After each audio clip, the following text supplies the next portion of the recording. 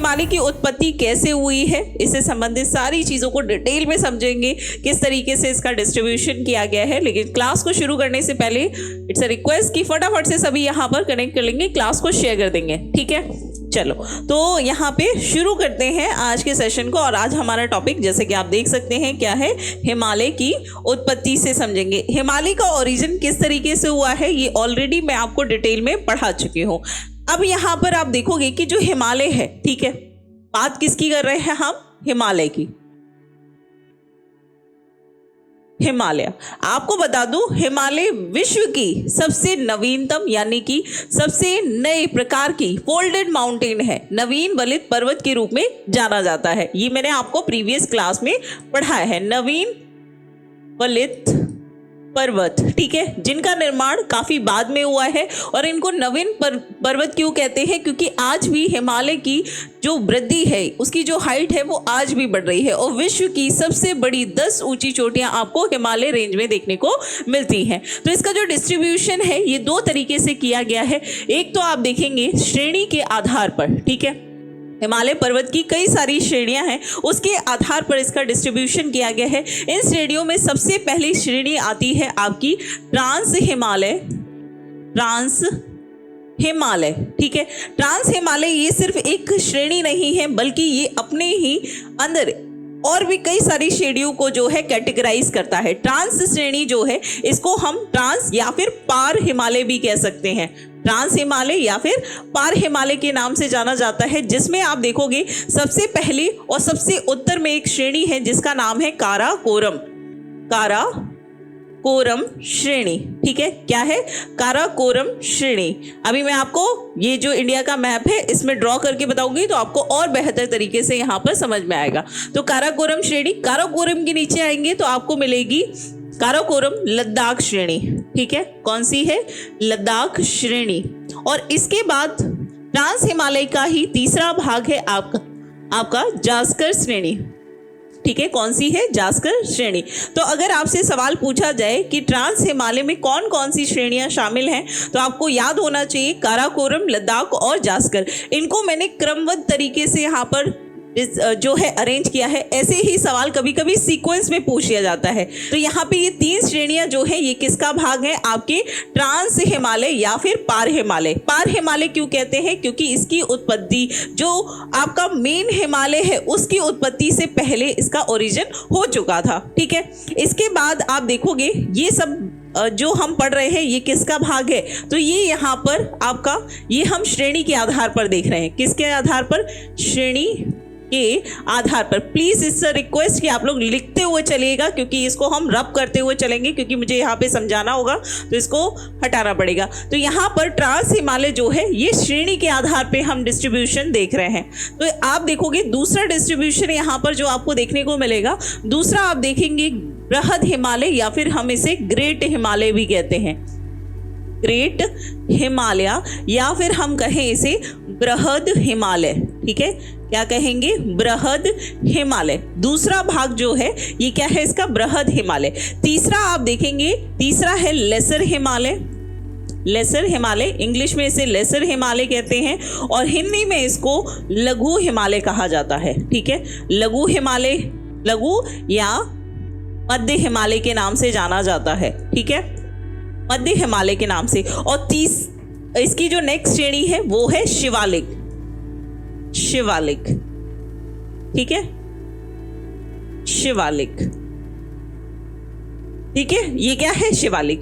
तो यहाँ पर हमने श्रेणी के आधार पर देखा कि जो डिस्ट्रीब्यूशन है हिमालय का ये उत्तर से दक्षिण की तरफ, नॉर्थ से साउथ की तरफ किस तरीके से डिस्ट्रीब्यूट है। आइए इसको मैप में समझते हैं। ये आप जो मैप देख रहे हैं यहाँ पर, ये क्या है, हमारा प्यारा भारत। आइए इस भारत के बारे में, हिमालय को इसमें समझेंगे। देखो आपको मालूम है कि हिमालय जो है ये जब आपका प्रायद्वीपीय भाग टूटकर उत्तर पूर्व की तरफ ऊपर बढ़ रहा था तो ये यूरेशियन प्लेट से टकराया और यूरेशियन प्लेट और प्रायद्वीपीय भारत की जो प्लेट है इन दोनों से बहने वाली नदियों के द्वारा जो गाद इकट्ठा किया जा रहा था टेथिस सागर में, वो क्या हो रहा था, लगातार जब ये प्लेटें आपस में एक दूसरे के करीब आती जा रही थी तो उसमें जो स्थित मलबा था उसमें प्रेशर पड़ रहा था, जिसकी वजह से वहां पे क्या पड़ रहे थे, फोल्ड पड़ रहे थे। तो आप देखोगे कि यहाँ पर सबसे उत्तर में एक श्रेणी आपको यहाँ पर दिखाई देगी और इसे हम कहते हैं काराकोरम। ठीक है, कौन सी श्रेणी है, काराकोरम श्रेणी। इसके नीचे ही जस्ट इसके नीचे एक और पर्वत श्रेणी आपको देखने को मिलेगी और ये श्रेणी है लद्दाख श्रेणी। ठीक है, कौन सी है, लद्दाख श्रेणी। ठीक है, और आपको बता दूं जब यही लद्दाख श्रेणी, ये वाला जो भाग है ये तिब्बत है, यही लद्दाख श्रेणी जब तिब्बत में जाती है तो इसे हम कैलाश पर्वत कहते हैं। ठीक है, कैलाश पर्वत कहते हैं, याद रखिएगा, लद्दाख का ही तिब्बत में जो भाग है उसे हम कैलाश पर्वत कहते हैं। इसके बाद इसके दक्षिण में एक और पर्वत श्रेणी आपको यहाँ पर देखने को मिलेगी और ये जो पर्वत श्रेणी है इसका नाम है जास्कर। ठीक है, क्या है, जास्कर। तो आपसे सीधे सीधे अरेंज करने के लिए आपसे पूछा जाता है कि उत्तर से दक्षिण जो क्रम है वो इनका लगा दीजिए। तो काराकोरम है सबसे उत्तर में, फिर लद्दाख है और फिर आपकी जास्कर है। और ये तीनों श्रेणियां किसका भाग है, तो आपके ट्रांस हिमालय या फिर पार हिमालय का भाग है। ठीक है, इसके बाद यहाँ पर हम देखेंगे, इसके नीचे आओगे तो यहाँ पर जम्मू एंड कश्मीर में एक चोटी है जिसको बोलते हैं नंगा पर्वत। ठीक है, नंगा पर्वत, ये कहाँ मिलेगी, नंगा पर्वत मिलेगा आपको जम्मू एंड कश्मीर में। ठीक है, नंगा पर्वत जो श्रेणी है ये कहाँ पे है, आपकी जम्मू एंड कश्मीर में। और अरुणाचल प्रदेश में आप देखेंगे, अरुणाचल प्रदेश की सबसे ऊंची चोटी यहाँ पे है नामचा बरवा। ठीक है, नंदा पर्वत से लेकर नामचा बरवा के बीच में एक पूरी की पूरी हिमालय की रेंज पाई जाती है। यहाँ से इस तरीके से आप देखोगे जम्मू कश्मीर, हिमाचल प्रदेश, उत्तराखंड, नेपाल, इधर आप देखोगे सिक्किम। ठीक है, अरुणाचल प्रदेश से होते हुए इस तरीके से पूरी की पूरी श्रेणी जो है इसका विस्तार हुआ है। तो नंगा पर्वत से लेकर नामचा बरवा तक का जो ये भाग है इसे हम कहते हैं ग्रेट हिमालय या फिर बृहद हिमालय। ठीक है, बृहद हिमालय को अगर आप देखोगे तो विश्व की जो सबसे ऊंची 10 चोटियां हैं वो आपको इसी बृहद हिमालय में मिलेंगी, नंगा पर्वत से लेकर नामचा बरवा तक के क्षेत्र में। इसके बाद इसके दक्षिण में आओगे तो जम्मू कश्मीर में, ठीक है, यहाँ पे, इसके बाद हिमाचल प्रदेश में, यहाँ पे उत्तराखंड में, इसके बाद यहाँ पर आप देखोगे तो नेपाल में, ठीक है, और यहाँ पे भूटान में। और इस तरीके से जाकर आप देखेंगे कि पश्चिम से पूर्व की तरफ जिस तरीके से हिमालय बढ़ रहा है, पश्चिम से पूर्व की तरफ हिमालय जो है क्या होता जा रहा है, सकरा, आपस में ये मिलता जा रहा है। तो यहाँ पर इसकी चौड़ाई ज़्यादा देखने को मिलेगी और यहाँ पे चौड़ाई क्या है, हिमालय की कम देखने को मिलती है। इसीलिए आप देखोगे कि पश्चिम के कंपैरेटिवली आप देखेंगे कि पूर्वी भाग में जो ऊंची चोटियाँ हैं वो हमें देखने को मिलती हैं। और ये भाग जो है, ठीक है, यहाँ पर जो ये देखने को मिल रही है, ये जो है, ये वाला भाग जो है ये किसका भाग है, आपका लघु हिमालय का। ठीक है, ये क्या है, आपका लघु हिमालय है। ठीक है, हिमालय। इसके दक्षिण में आपको देखने को मिलेगी एक और पर्वत जो कि गिरपदीय क्षेत्र में देखने को मिलती है। ठीक है, यहाँ पर आप देखोगे तो ये आपकी जो जम्मू कश्मीर का दक्षिणी भाग है। इसके अलावा यहाँ पे आपको हिमाचल, उत्तराखंड, इसके अलावा बिल्कुल बॉर्डर जो कि नेपाल और उत्तर प्रदेश या नेपाल और इंडिया का जो बॉर्डर है, यहाँ से होकर जो है एक आपको श्रृंखला मिलती है, एक श्रेणी मिलती है जिसको हम कहते हैं शिवालिक। ठीक है, ये क्या है, शिवालिक। तो यहाँ पे आपके सवाल किस तरीके से बनेंगे, आपसे पूछ लिया जाए कि हिमालय पर्वत श्रृंखला में सबसे उत्तर में कौन सी पर्वत श्रेणी है, तो आप कहेंगे हिमालय पर्वत श्रृंखला, पूरा का पूरा भाग हिमालय है। याद रखिएगा, यहाँ पे हिमालय को डिस्ट्रीब्यूट किया गया है श्रेणी के आधार पर। तो सबसे उत्तर में आपको कौन सी श्रेणी दिखाई देगी, आपकी काराकोरम। तो अगर सवाल पूछा जाए कि सबसे उत्तरतम श्रेणी कौन सी है, तो वो काराकोरम है। इसके बाद आपसे पूछा जाए कि सबसे दक्षिण में हिमालय की कौन सी श्रेणी है, या फिर हिमालय के गिरपदीय क्षेत्र में, गिरपद गिर मतलब आपका हिमालय, पद मतलब पैर। तो हिमालय के पैरवे यानी कि हिम पद ये जो क्षेत्र है वहां पे आपको कौन सी श्रेणी मिलेगी, या दक्षिण में सबसे नीचे जो श्रेणी है वो कौन सी है, आपकी शिवालिक। इसका सीधे सीधे क्रम पूछा जाता है, इस क्रम को जरूर याद रखिएगा। अब देखो यहाँ पर आप देखोगे तो ये जो काराकोरम है ना, काराकोरम श्रेणी, इसी काराकोरम श्रेणी पर आप देखेंगे ये वाला यहाँ पे एक चोटी पाई जाती है जिसे हम बोलते हैं K2। ठीक है, K2 इसको बोलते हैं गॉडविन ऑस्टिन। ठीक है, ये क्या है, गॉडविन ऑस्टिन, जिसकी हाइट कितनी है 8611 मीटर। ठीक है, 8611 मीटर। ये कहाँ पे है, ये आपकी काराकोरम श्रेणी पे स्थित है। इसी तरीके से विश्व की सबसे ऊंची चोटी ये किसका भाग है, यहाँ पर जो आपको दिखाई दे रहा है बृहद हिमालय, यहीं पर आप देखेंगे नेपाल में, यहाँ पर। ठीक है, ये वाला जो क्षेत्र है ग्रेट हिमालय की जो श्रेणी है, इसी में आपको दिखाई देगा माउंट एवरेस्ट। ठीक है, यहाँ पे क्या मिलेगा आपको, माउंट एवरेस्ट देखने को मिलेगा। ठीक है, जिसकी कुल हाइट कितनी है 8848.8 मीटर, जो कि दुनिया की सबसे ऊंची चोटी है। किसका भाग है, तो ये बृहद हिमालय का भाग है। इसके अलावा आप देखोगे तो नेपाल और इसके साथ साथ नेपाल और आपकी जो नेपाल है और सिक्किम, भारत का सिक्किम राज्य, इन दोनों के बीच में एक पर्वत चोटी है जिसको हम बोलते हैं कंचनजंगा। ठीक है, कंचनजंगा। आप देखेंगे कि ये तीनों चोटियां, माउंट एवरेस्ट विश्व की सबसे ऊंची चोटी है, दूसरी सबसे ऊंची चोटी आपकी K2 है जो कि गॉडविन ऑस्टिन कहलाती है, कहाँ पे है, काराकोरम में है। इसके अलावा विश्व की तीसरी सबसे ऊंची चोटी कौन सी है, कंचनजंगा। ये भी आपको कहाँ मिलेगी, तो ये बृहद हिमालय में मिलेगी। और ये डिस्ट्रीब्यूशन है श्रेणी के आधार पर। क्लियर है, यहाँ तक बता दो, यहाँ तक सभी को क्लियर है। ठीक है, ये बेसिक चीज है। अब आप देखोगे कि जब हिमालय की पर्वत श्रेणी जब ये पूर्वोत्तर भारत में जाती है, यही हिस्सा जो है यहाँ पर बृहद हिमालय का जब पूर्वोत्तर भारत में जाएगा तो यहाँ पे एक पर्वत श्रेणी मिलती है। यहाँ पर आप देखोगे तो यहाँ पे आपके ये श्रेणी जो है ये डिवाइडेड है, और इसी को हम पूर्वांचल श्रेणी भी कहते हैं। ठीक है, तो कभी कभी बच्चे जो है इसमें कंफ्यूज हो जाते हैं कि पूर्वांचल की श्रेणियां हैं कौन सी। तो जैसे कि आपका पटकाई-बुम हो गया, नागा पहाड़ियां होगा, मणिपुर की पहाड़ियां, मिजो की पहाड़ियां, ये सभी किसका भाग है, ये पूर्वांचल हिमालय पर्वत श्रृंखला का भाग है। इसी के साथ आप देखोगे यहीं पर एक और श्रेणी भी आपको देखने को मिलेगी जो कि म्यांमार और इंडिया के सीमा पे है, और ये भी हिमालय का ही भाग है, और इसी को हम कहते हैं अराकान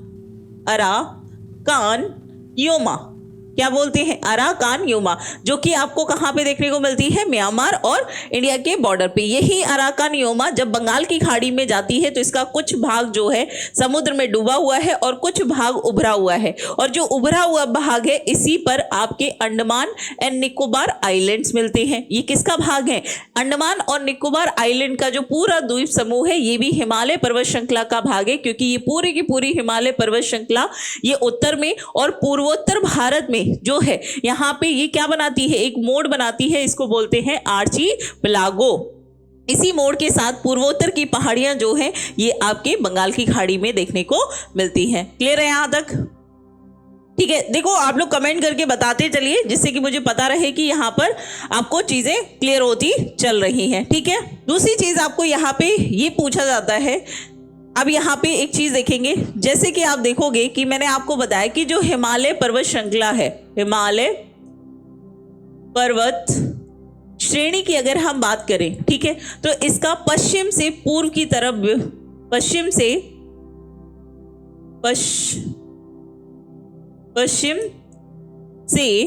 पूर्व की तरफ जो विस्तार है, ठीक है, इसका विस्तार है ये कितने किलोमीटर है, तो 2500 किलोमीटर के बीच में है। ठीक है, याद रखिएगा कितना है, 2500 किलोमीटर में।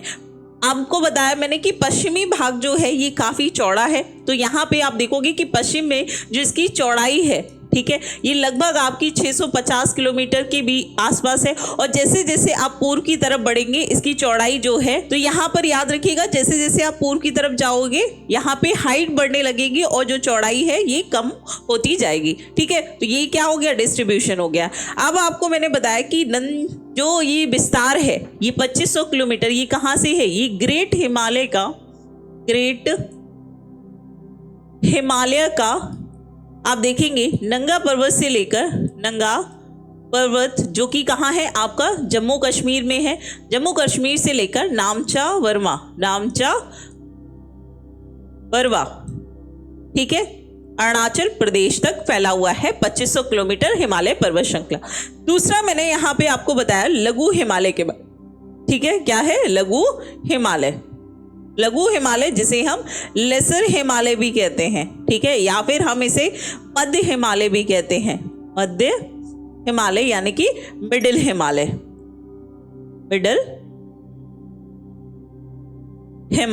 ठीक है, ये क्या है आपका लघु हिमालय। आपको मैंने जब यहाँ पर मैप बनाया तो आपने एक चीज नोटिस की होगी कि ये जो लघु हिमालय है ये यहाँ पर कुछ कुछ भागों में टूटा हुआ है। यहाँ पर आपको दिखेगा, फिर यहाँ पे दिखेगा, फिर इसके बीच कुछ गैप है, फिर ये यहाँ पर दिखेगा, फिर इस तरीके से कुछ गैप आपको देखने को मिलेगा। ये गैप क्यों है? दरअसल हिमालय से निकलने वाली जो नदियां हैं, ठीक है, हिमालय से निकलने वाली नदियों ने जो लघु हिमालय है इस पर्वत श्रेणियों को काटा है, ठीक है। यहीं पे आपको दिखाई देगी आपकी सतलज नदी दिखेगी, इसके अलावा कोसी नदी दिखेगी, है ना। ये नदियां क्या कर रही हैं, इस लघु हिमालय को डिवाइड कर रही है और इसी आधार पर आप देखोगे कि जो लघु हिमालय है इसको कुछ श्रेणियों में बांटा गया है, ठीक है। अलग अलग क्षेत्रों में इसे अलग अलग नामों से जाना जाता है। जैसे कि आप देखोगे एक श्रेणी मिलेगी आपको जम्मू एंड कश्मीर में, ठीक है, एक श्रेणी आपको कहाँ मिलेगी, जम्मू एंड कश्मीर में। जम्मू कश्मीर में लघु हिमालय को पीर पंजाल कहते हैं, ठीक है, पीर पंजाल के नाम से जाना जाता है। इसी तरीके से जब ये श्रेणी आपकी हिमाचल प्रदेश में जाती है, ठीक है, कहाँ पर, हिमाचल प्रदेश में, ठीक है, तो इसे क्या कहते हैं हम, धौलाधर कहते हैं, ठीक है, धौलाधर श्रेणी कहते हैं। यही श्रेणी लघु हिमालय की जब आपकी उत्तराखंड में पहुंचती है, ठीक है, जो इसका उत्तराखंड में विस्तार है, ठीक है, कहाँ पे, उत्तराखंड में, तो ये आप देखेंगे कि उत्तराखंड में इसे क्या कहते हैं, इसे कुमायूं हिमालय कहते हैं, कुमायूं हिमालय के नाम से जाना जाता है। और जब यही श्रेणी आपकी नेपाल में पहुंच जाती है, लघु हिमालय की श्रेणी जिसका विस्तार नेपाल में है, ठीक है, कहाँ पर, नेपाल में, तो नेपाल में इसे महाभारत के नाम से जाना जाता है, ठीक है। तो इसको ध्यान रखिएगा, जैसे जैसे आप पश्चिम से पूर्व की तरफ इसके विस्तार को देखेंगे लघु हिमालय को, है ना, ये क्या होगा, इसके डिस्ट्रीब्यूशन के आधार पर अलग अलग क्षेत्रों में इसे अलग अलग नाम से जाना जाता है। जम्मू कश्मीर, इसीलिए आप देखोगे आपसे पूछा जाता है कि जोजिला दर्रा कहाँ है ना, इस तरीके से पूछा जाता है जोजिला बनिहाल दर्रा कहाँ है, तो ये इन्हीं पर्वत श्रेणियों में है। तो याद रखिएगा बृहद हिमालय की बात नहीं हो रही है, ये किसकी बात हो रही है, लघु हिमालय की, ठीक है, लघु हिमालय। और लघु हिमालय के दक्षिण में कौन सा है आपका, शिवालिक, ठीक है, इसके दक्षिण में फिर कौन सा मिलेगा आपको, शिवालिक श्रेणी देखने को मिलेगी, शिवालिक रेंज देखने को मिलेगी। और आप देखेंगे कि उत्तर से दक्षिण की तरफ जिस तरीके से इसका डिस्ट्रीब्यूशन होता जाएगा उसी तरीके से इसकी जो ऊंचाई है उसमें भी आपको कमी देखने को मिलेगी। सबसे ऊंची चोटियां आपको बृहद हिमालय में देखने को मिलेंगी, उससे कम ऊंची चोटियां आपको लघु हिमालय में। और शिवालिक जो है, क्योंकि गिरपदीय क्षेत्र है, इन श्रेणी का यानी कि शिवालिक श्रेणी जो है इसका निर्माण सबसे बाद में हुआ है, तो इसकी ऊंचाई कम है। हमने आपको ये मैप के माध्यम से समझाया था, जैसे कि आपको मैंने बताया था कि मान लीजिए ये आपकी इंडियन प्लेट है, ठीक है, ये क्या है आपकी इंडियन प्लेट है, ठीक है, ये यहाँ पे इंडियन प्लेट है और ये आपकी यूरेशियन प्लेट है, ये क्या है आपकी यूरेशियन प्लेट है, ठीक है। और इन प्लेटों की जैसे जैसे ये पास में आएंगी तो इनके द्वारा काफी सारा गाद यहाँ पर इकट्ठा किया गया है, इसी को हम कहते हैं भूसन्नति, ठीक है, क्या कहते हैं, भूसन्नति कहते हैं, जियो सिंक्लाइन कहते हैं। और इस जियो सिंक्लाइन में यहाँ पे आपको बहुत सारा गाद देखने को मिलेगा। जब इसमें प्रेशर पड़ेगा तो ये क्या होगा, आप देखेंगे सबसे ज्यादा प्रेशर इसके मध्य भाग में देखने को मिलेगा। सबसे ज्यादा प्रेशर कहाँ पड़ रहा है, इसके बीच वाले भाग में। तो आप देखेंगे कि इसके बीच वाले भाग में जो पर्वत श्रेणियां हैं ये काफी ऊंची होंगी। इसके बाद जो निर्माण होगा उन श्रेणियों की हाइट क्या होगी, इस तरीके से कम देखने को मिलेगी, है ना। तो यहाँ पर ये हिस्सा आपका ग्रेट हिमालय है, ग्रेट हिमालय है, ठीक है। ये आपका लेसर हिमालय है, लेसर हिमालय है। और ये आपका क्या हो जाएगा, शिवालिक। तो अगर आपसे पूछा जाए कि इन निम्न में से किन श्रेणियों की ऊंचाई जो है सर्वाधिक होगी, या इनमें से किसकी हाइट जो है, किसकी ऊंचाई सबसे कम होगी, तो वो आपको क्लियर हो जाएगा। क्लियर है यहाँ तक। अब देखो यहाँ पे आप देखोगे, अब हम बात करेंगे, ये हमने जो अभी पढ़ा, जो डिस्ट्रीब्यूशन पढ़ा है हिमालय का, हिमालय का डिस्ट्रीब्यूशन, हिमालय डिस्ट्रीब्यूशन यानी कि वितरण, ये जो हमने पढ़ा था, ये मैंने आपको बताया कि दो श्रेणी में बांटा जाता है। एक आपका श्रेणी के आधार पर और दूसरा है प्रादेशिक आधार पर, ठीक है, प्रादेशिक आधार पर, ठीक है, प्रादेशिक आधार पे। अभी जो हमने पढ़ा है, जो मैंने आपको समझाया है, वो क्या था, श्रेणी के आधार पर। अब हम देखेंगे कि प्रादेशिक आधार पर इसका डिस्ट्रीब्यूशन किस तरीके से है। पहले मैं आपको लिखूंगी, उसके बाद वहां पे हम इलाबोरेट करते हुए चलेंगे। चलिए बात करते हैं किसके बारे में, प्रादेशिक विभाजन के बारे में। प्रादेशिक हिमालय विभाजन, ठीक है, प्रादेशिक हिमालय विभाजन। आप देखोगे कि प्रादेशिक रूप से सबसे पहला डिस्ट्रीब्यूशन आपको देखने को मिलेगा, इसे कहते हैं पंजाब हिमालय, ठीक है, पंजाब हिमालय। पंजाब हिमालय का जो विस्तार है ये कहां से कहां तक है, तो ये सिंधु नदी से लेकर सतलज नदी तक, सतलज नदी तक देखने को मिलेगा। इसी तरीके से दूसरा है कुमायूं हिमालय, कुमायूं हिमालय। कुमायूं हिमालय का विस्तार आपको सतलज नदी से लेकर काली नदी जो है यहां तक डिस्ट्रीब्यूशन देखने को मिलेगा। और ये क्या है आपका कुमायूं हिमालय। कुमायूं हिमालय के बाद आपको देखने को मिलेगा नेपाल हिमालय, ठीक है, कौन सा है, नेपाल हिमालय। नेपाल हिमालय का जो विस्तार है ये कहां से है, काली नदी से लेकर तीस्ता नदी तक, तीस्ता नदी तक देखने को मिलेगा। और इसके बाद आखिरी जो है ये है आपका असम हिमालय, असम हिमालय। असम हिमालय का विस्तार तीस्ता नदी से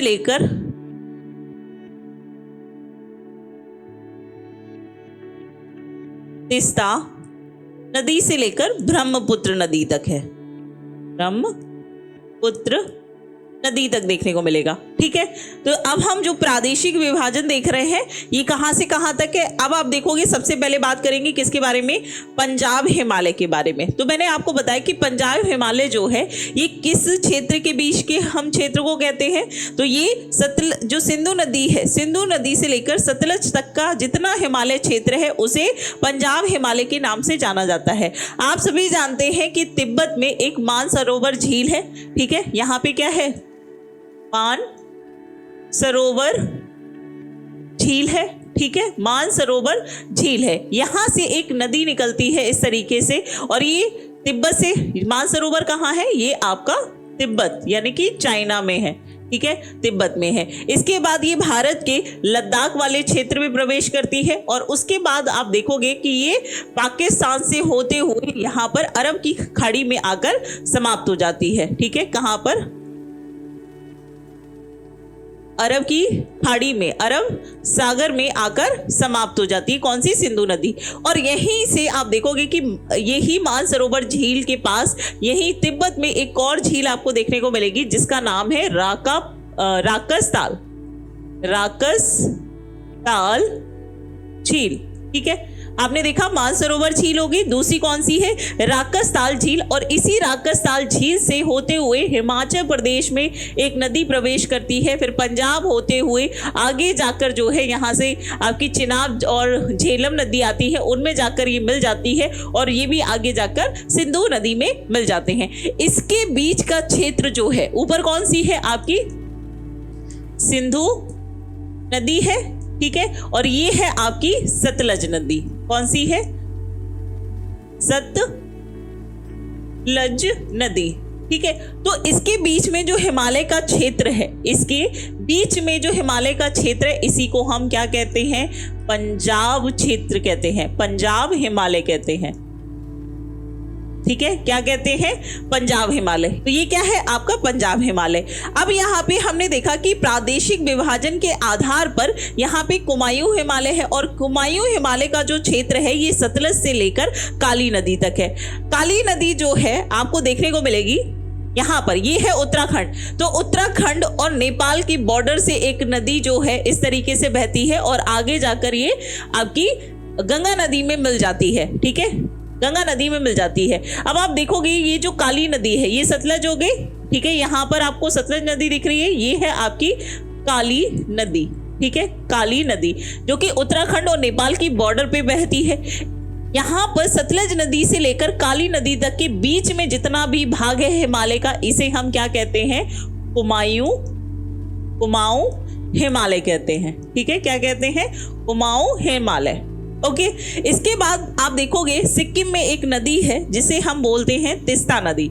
सिक्किम में एक नदी बहती है तीस्ता नदी, जो कि आगे जाकर आपकी ब्रह्मपुत्र नदी में मिल जाती है।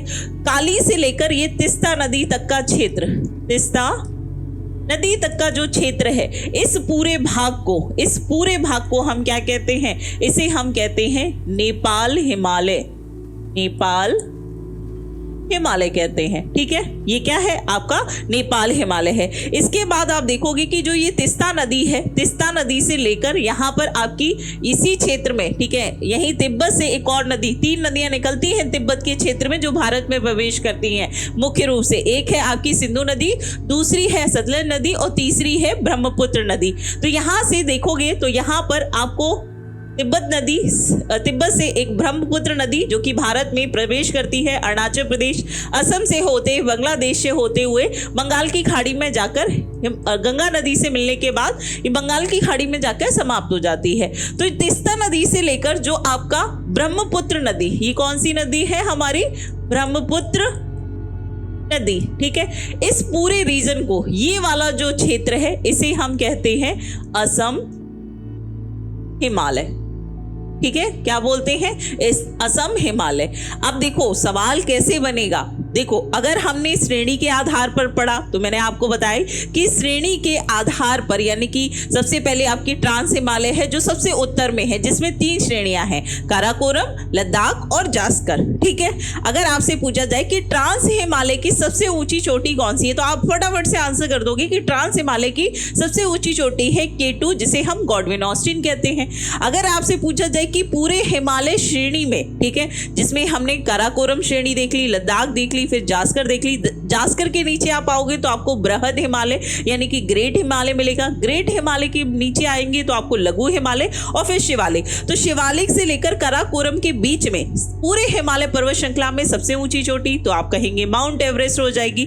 तो ये तो बात हो गई श्रेणी के आधार पे। लेकिन अगर आपसे यहाँ पर इस डिस्ट्रीब्यूशन के आधार पे पूछा जाए, अगर आपसे पूछा जाए कि पंजाब हिमालय की जो सबसे ऊंची चोटी है, तो अब क्या आंसर होगा, बताओ तब क्या आंसर होगा। बहुत अच्छे, हाँ जी बिल्कुल, तिब्बत के मानसरोवर से निकलती है। बताइए भाई क्या होगा। इसी तरीके से पूछ लेगा कि कुमायूं हिमालय जो है, जिसका क्षेत्र सतलज से लेकर काली नदी के बीच में है, इसकी सबसे ऊंची चोटी कौन सी है। यहाँ पे नेपाल हिमालय की सबसे ऊंची चोटी कौन सी है और तीस्ता हिमालय की सबसे ऊंची चोटी कौन सी है। एक बार फटाफट से कमेंट करके बता दो, नहीं तो मैं तो आपको बताऊंगी, ठीक है। तो बहुत ही आसान है कि पंजाब हिमालय पूछा जाएगा, तो पंजाब हिमालय की सबसे ऊंची चोटी कौन सी होगी। इसकी सबसे ऊंची चोटी होगी बच्चे आपकी K2, ठीक है। पंजाब हिमालय की सबसे ऊंची चोटी होगी K2, जिसे हम गॉडविन ऑस्टिन कहते हैं, ठीक है, गॉडविन ऑस्टिन। सबसे ऊंची चोटी किसकी है? पंजाब हिमालय की। इसी तरीके से अगर कुमायूं हिमालय की बात करें तो कुमायूं हिमालय की सबसे ऊंची चोटी कौन सी है? नंदा देवी, ठीक है, नंदा देवी, जो कि उत्तराखंड में स्थित है। इसी तरीके से नेपाल हिमालय की सबसे ऊंची चोटी आपकी कौन सी है? माउंट एवरेस्ट, ठीक है, माउंट एवरेस्ट, ठीक है, सबसे ऊंची हिमालय की भी है और यहाँ पर नेपाल हिमालय की भी सबसे ऊंची चोटी है। और अगर आपसे पूछा जाए कि असम हिमालय की सबसे ऊंची चोटी कौन सी है, तब आपका आंसर होगा नामचा वरवा। यहाँ पे आई थिंक आपको दिखाई नहीं देगा, यहाँ पे लिख लो कौन सी होगी, नामचा वरवा, ठीक है, और नामचा वरवा जो कि आपके अरुणाचल प्रदेश में मिलेगी, ठीक है, नामचा वरवा जो कि आपके अरुणाचल प्रदेश में।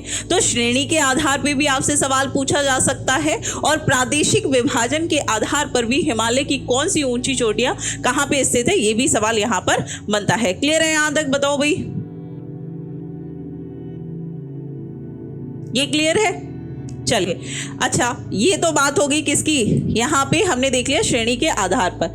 इसी तरीके से मैंने आपको यहाँ पे बताया था कि ये वाला भाग जो है, ठीक है, यहाँ पर जो दिखाई दे रहा है, ये वाला भाग यहाँ पर, ये वाला जो रीजन है, इसे हम क्या कहते हैं? इसे हम पूर्वांचल हिमालय कहते हैं, ठीक है। तो अगर आपसे पूछा जाए कि पूर्वांचल हिमालय जो है ये कहाँ से कहाँ तक है, तो ये ब्रह्मपुत्र नदी से लेकर यहाँ पे मिजोरम तक का भाग जो है, इसे ओके संतोष जी, बहुत बढ़िया, वेरी गुड, ठीक है, क्लियर है ना यहाँ तक? देखो, हिमालय से अगर ऐसे सवाल आएंगे, इसको पढ़ लिया है तो इससे सवाल आपका गलत नहीं होगा, इसके लिए मैं 100% श्योर हूँ, अगर आपने अच्छे से इसको पढ़ लिया होगा, ठीक है, क्लियर है यहाँ पर? तो ये डिस्ट्रीब्यूशन है आपका हिमालय का, जो कि यहाँ पर मैंने आपको कवर करा दिया है। आज हम इसका डिस्ट्रीब्यूशन देखेंगे, कल हम इसमें, अब जो नेक्स्ट हमारी क्लास होगी उसमें अब हम इन सभी चोटियों में, ठीक है, इन सभी पर्वत श्रेणियों में क्या क्या महत्वपूर्ण दर्रे हैं, कौन कौन सी यहाँ पे और विशेषताएं हैं, ठीक है, ITCZ जो जोन होता है वो क्या है, वो सब चीज़ हम नेक्स्ट क्लास में पढ़ेंगे। तो ये क्लास यहीं पे समाप्त होती है। क्लास कैसी लगी एक बार ज़रूर कमेंट करके बताइएगा, और ये क्लास कंप्लीट होने के बाद मैं आपको क्वेश्चन आंसर के फॉर्म में एक बार फिर से करा दूंगी, तो विश्वास मानिए कि पूरा का पूरा टॉपिक आपको बहुत बेहतरीन तरीके से समझ में भी आ जाएगा और याद भी हो जाएगा। ओके, चलिए, तो इसी के साथ यहाँ पर सेशन को हम कंप्लीट करते हैं। मिलती हूँ आपसे सुबह आपकी करंट अफेयर की क्लास में, तब तक रखिए अपना ख्याल। Thank you so much, take care, bye bye, जय हिंद, जय भारत।